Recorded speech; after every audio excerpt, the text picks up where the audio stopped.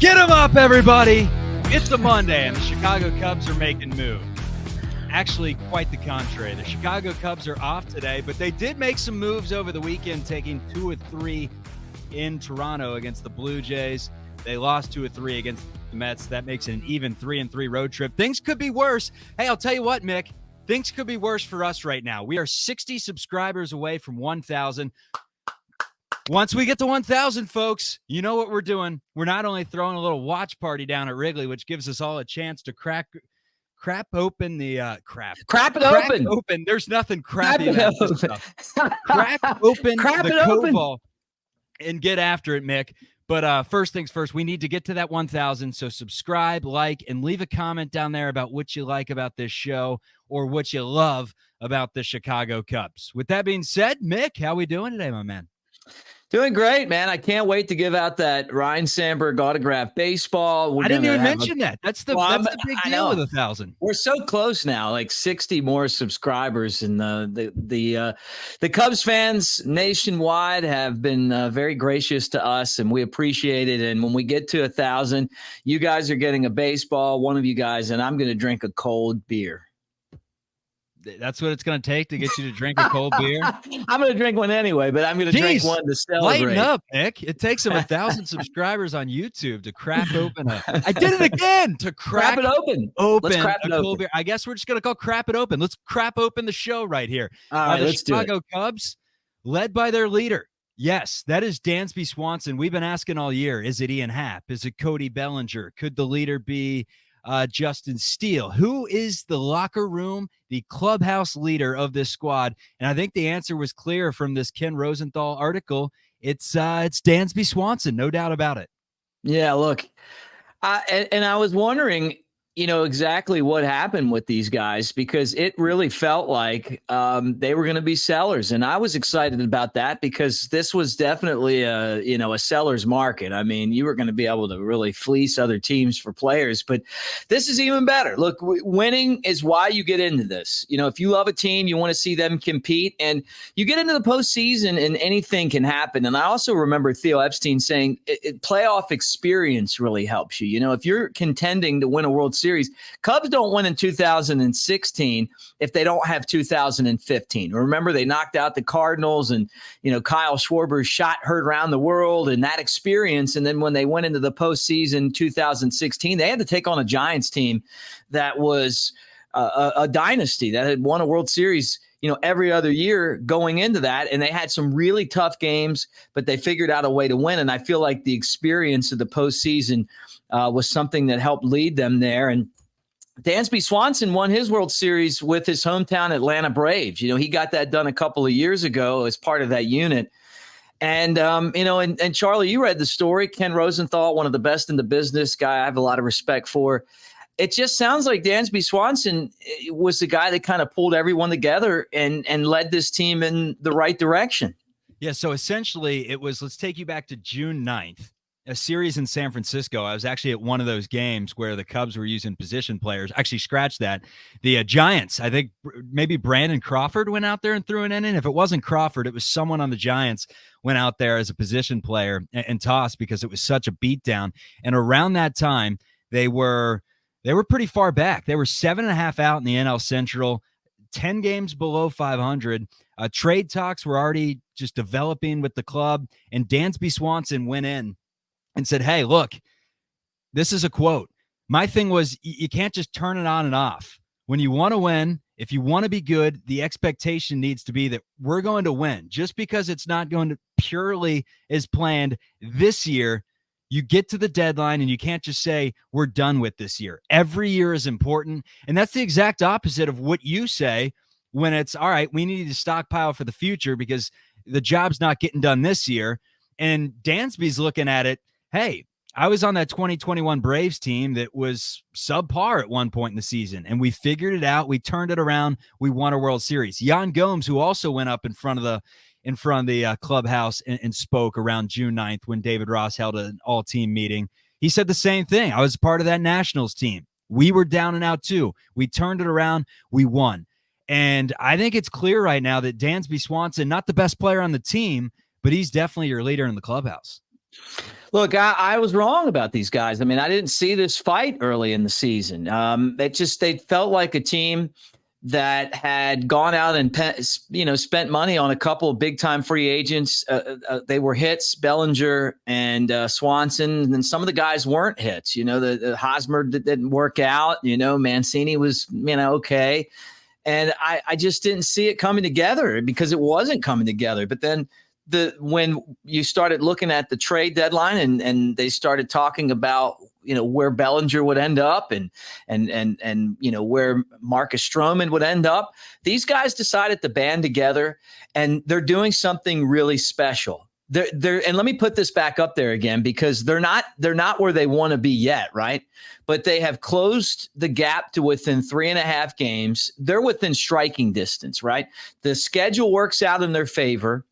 And not only that, and that's just the standings in their division, they're even closer in the wild card race. And I kind of like the way things could play out in that, the wild card as well, because I just feel like the Cubs, not just the fact that they're playing great baseball right now, but I just like the way that you're talking about it right now. They just got guys that know how to win and are really motivated by that, so they're a half a game out of the wild card, but I like them better than Miami. I honestly like them better than San Francisco. Philadelphia's kind of got a shot in the arm after the no-hitter. And they're a team that got to the World Series last year, but look, a game and a half behind the Giants, who have struggled. The Marlins are not going to hold anything down. And, they're right there with Cincinnati for that final spot. So there's different ways that they can get in. But this team decided that they were going to make a run. And, I mean, that's what makes them really special. And you're right. The Nationals put it all together and won the World Series. And maybe this team could make a run. That's what Dansby was saying. Another quote he had was that it was a real important moment in the culture setting. If we want to be winners here in Chicago, we can't just say, all right, we're going to turn our winning mindset to next year when we feel like we have everything right. No, the winning mindset stays at all times, Mick. And that is what you get from someone that played their collegiate baseball at Vanderbilt and won games and then went to a franchise like the Atlanta Braves that has been very good since really the day they got Dansby Swanson. Took them a second, but they turned into a juggernaut pretty quickly. And then another quote that I love from David Ross, when he said, not getting rid of some of the players we had was almost like adding for us. And I mean, think about it. There was probably that pressure on them. All right, we have to go out there and win every single game. And they did that against teams like St. Louis and Chicago over the later course before the deadline. It was 8 straight wins, and they did that. But once they did that and took the pressure off their backs that this team was not being broken up, which was 1,000% decided on June 30th, a couple days before the deadline, they could take a deep breath, relax, and we finally get to see who the Chicago Cubs are. And so far, it's been pretty good with that even road trip. Look, they had to win all those games too, because for them to kind of get back in the mix, they needed a run like that.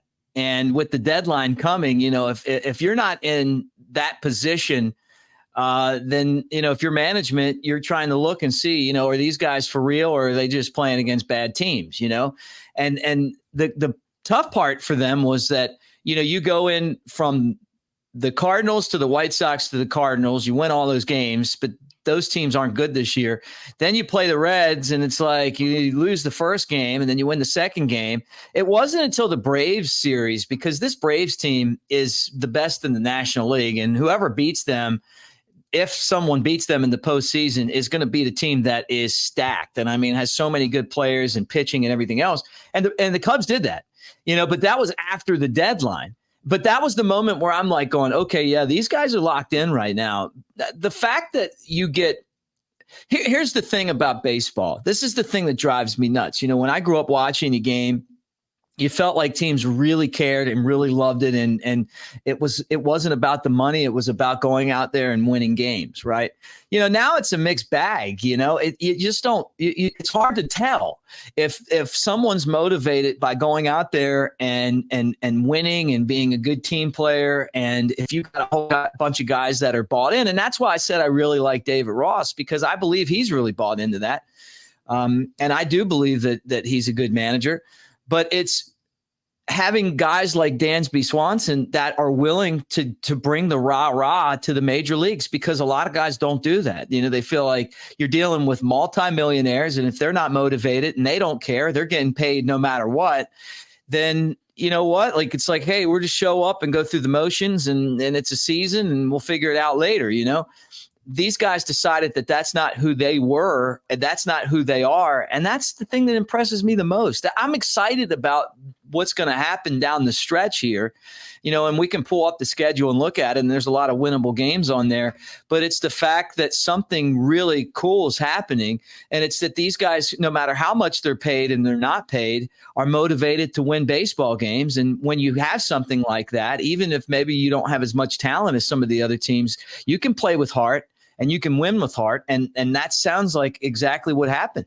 Now's the time for the Cubs to make their move over these next 12 games, and I'll give them to you in just a second, and then I'll tell you who the Milwaukee Brewers are playing at the same time. And then the only thing to worry about really is, one, if the Brewers do take care of business against this really tough schedule, there's not much you can do because you're already behind the 8 ball. All you can do at this point is keep winning. There's that situation like the 2021 Cardinals where it didn't matter what any of the wild card teams did because the Cardinals went out and won about 19 of 20 to round out the season. So if you're Chicago, all you can do is keep winning games and scoreboard watch and hope that the opposition loses.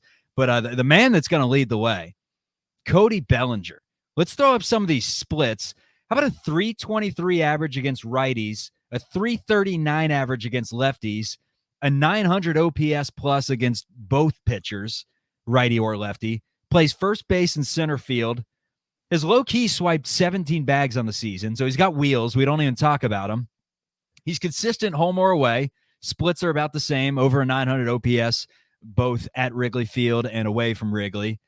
May and June had a 500 OPS, so there were points of this year where he was kind of struggling, and Cody Bellinger looked like the Cody Bellinger of the last few years, at least for spurts at a time.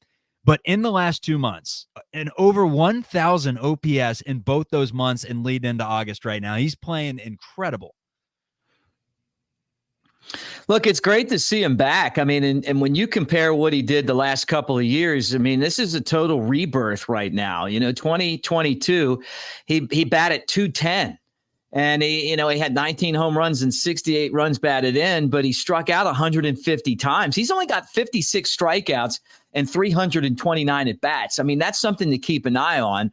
And this is a guy that in 2019 was the NL MVP. He's actually having a better season right now than he did that year as far as just putting the ball in play, right? Maybe the power numbers aren't the same because he hit 47 home runs that year and had 115 runs batted in. But look, I think you mentioned it right there. As an all-around performer, he's having the type of year that could lead this team to the playoffs, and it makes him very dangerous. I felt like when they signed him that this was a possibility. I love players when they get into a situation where they have something to prove. He's got a lot of talent.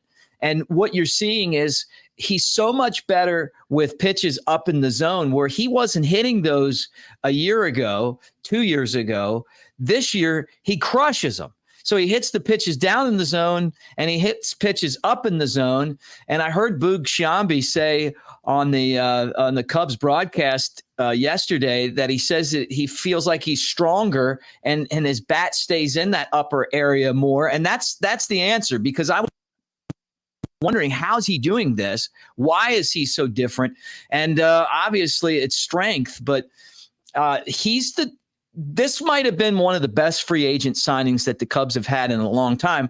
Now they're going to have to pay him if they want to keep him around, but to get this guy on the 1-year deal, and he's going to end up at least top 5 in MVP voting, but he's leading the Cubs right now. He's their best player during this stretch where they could possibly get into the postseason.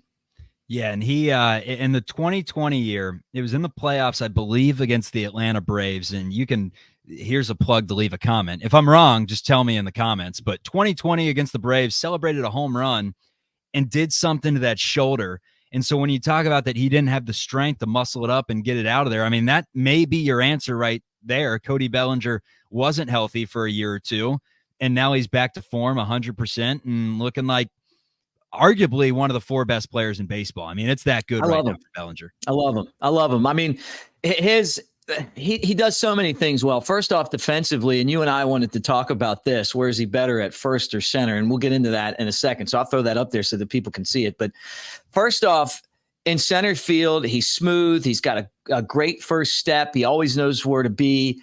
He's a really good center fielder. And at first base, he's been great. I mean, he's been an answer. You know, we saw that Eric Hosmer wasn't that answer. As much as I want Matt Mervis to get up there and mash like he does in the minor leagues, he's just not ready yet. He didn't perform when he got the opportunity. The Cubs gave him that opportunity, and that's all you can do. It didn't happen. But since they moved Cody Bellinger to first base, I think that's one of the things that has turned this season around, and he's been really good at first base. And you know, it hurts the Cubs a little bit because he's not in center field, but he can't play two positions at once. So this guy's been a godsend for the team. All right, now is the time where the Chicago Cubs can go streaking, not through the quad and into the gymnasium. Yes, through the quad, where they can put some. They can put a few streaks together. They have a couple against the White Sox. They have you're my boy, Blue. They have a couple against the White Sox. Then it's a series against the Kansas City Royals. Then it's a series against the Detroit Tigers. Then it's 4 against the Pittsburgh Pirates. I mean, we're talking 12 games in which, yeah, look at that. Not good teams at all. Cellar dwellers, in fact. Terrible teams. Brutal, abysmal, an abomination, atrocious, disgusting, a garbage can. I can go on with all these I love it. Yeah, all these adjectives to describe them. Then you got the Brewers for 3 games. Then you got the Cincinnati Reds for 4 games. And it ends on September 3rd, that series with the Reds. And by that point, I'm hoping that the Chicago Cubs have turned the corner and they're into the stretch. And hopefully with a couple furlongs to go, aka 20-something games, they're right there, at least a game or two up on the Milwaukee Brewers. Because on the other side, the Milwaukee Brewers have the Dodgers for 3. Then they have a slate against the Dodgers, Texas Rangers, and that's Dodger Stadium, then in Arlington. Then they follow that up with a 4-game set against the San Diego Padres.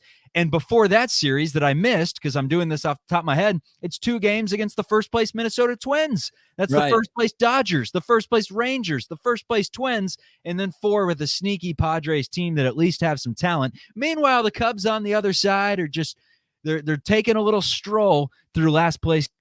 Should I go on with all those adjectives again? Terrible teams. Yeah, and look, I mean, I'm peeking at the schedule again. You got to take care of business, though. Look, you got the White Sox at home. You mentioned it. You got Kansas City at home. And these are teams that you should beat. And don't forget that they traded Nelson Velasquez to the Royals, and he's already hit 2 home runs for them in his first 2 games. So typical Cubs, right? He's going to beat us in one of those games. I hate to say that, but that's just kind of how it always happens for us.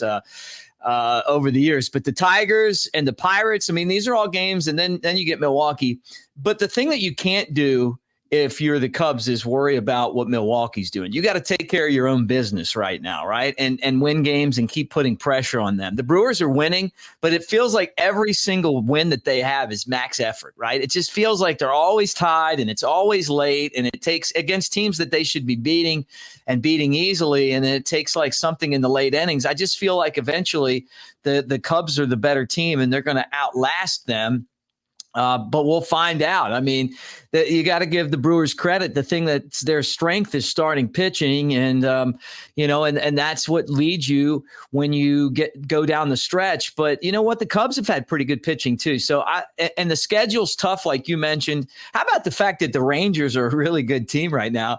Bruce Bochy, their manager, they went out and got Max Scherzer. They're for real, man, and that's one of the opponents that Milwaukee has. But it's fun when it's this time of year because we get the opportunity to see what's going to happen down the postseason. And the fact that the Cubs hung in there, maybe the front office looked at that schedule and said, hey, you know what? If we're going to take a risk, we got a lot of these games in August that are winnable, and we have a chance, And then when you look at like Fangraphs and the playoff predictor, it went from, and I don't know how many times we talked about it, but it was like 13% the Tuesday before the trade deadline. And, as of today, I love looking at this because it gives us hope. The Cubs are a 54.4% chance team to make the playoffs, and they're 26% chance to win the division. So there's opportunities there for this team that weren't there before they caught fire. Do the Reds scare you at all? I would imagine the Brewers are the leader in the clubhouse to win this division, but yeah, the banner there, someone's getting fired. One of our producers, one of our unpaid interns is getting fired. I think that they did blow their load. I just think that they shot hard with Ellie De La Cruz, and they came in, and then all of a sudden they're pitching, which the lack of pitching has caught up with them. So, well, does that scare you, that the fact that they may, have Hunter Green and may have Nick Lodolo down the stretch? Does that scare you more that they've been a little bit shorthanded and could be adding some reinforcements? Oh, look, they're an up and coming team, and they've done a good job of making trades to bring talent in and drafting, and they've got pitching, but they don't have it right now in the bullpen, and that's where they've really been hurt. Teams are starting to figure out how to pitch to Ellie De La Cruz. He came in like a ball of fire, and he's going to be a good player for a long time. Don't get me wrong, but if you play the Reds right, you can beat them. We saw that with the Cubs. They're just one of those teams that, if you got bad pitching, they'll tear you up, but I'm not, the bullpen for them is going to be a problem. It's not like they have a lot of saviors coming from their minor league system in that department. Can they still make the playoffs? Yeah. I mean, look, they're tied with the Cubs right now, but if I compared rosters, with kind of where the Cubs are right now and what their identity is turning into, I'm taking the Cubs because I love the fact that they have Yan Gomes. I love the fact that Dansby Swanson's been there, done that. Cody Bellinger's been there, done that. These are guys that have World Series rings. They know what it takes to win them, and they're the leaders of this team. The Reds have Joey Votto, but the Reds don't have a World Series ring since 1991. So I like the Cubs' experience. It's all going to come down to the Cubs starting pitching and what their rotation is able to do and how healthy those guys stay. Jameson Taillon he's got to go out there and throw strikes. He wasn't able to do that yesterday, and he got beat. He's been so good leading into that, right? Kyle Hendricks, I'll lay my money on Kyle Hendricks. I mean, I love Kyle Hendricks. I mean, he's been through all the wars. He's the last of the guys that were there in 2016. Drew Smyly, he's back in the bullpen. Is he going to be able to transition and be a starter again? I hope so, or at least I hope he pushes for that, because the Cubs are going to need his help, right? Javier Assad, look, the last start for Javier Assad is what the Cubs have developed. And I've been hard on those guys about developing and not being so conservative with the amount of pitches that they let a guy throw in the minors to get him ready for the big leagues. They actually did it the right way with him. And they got to tip your cap to him. And then the other guy, Justin Steele, who's I think has a really good chance to win the Cy Young Award. So, your rotation lays out like that. And then it comes down to what we get from Marcus Stroman. Good to see him back. He threw another bullpen on Sunday. He's ready to go. And so we just need the Marcus Stroman that the Cubs had at the beginning of the year. That's how the rotation lays out. And fingers are crossed that these guys can stay healthy. Hey, that is a show, my man. And isn't it nice? The brick back behind me. Wasn't that tree? Yes. And the tree in the Bay Area was just a little bit depressing. There was something about the energy. The views of the videos were down. So I think we know what the difference maker is. It's that brick in the background, baby. Cubs fans love a little brick.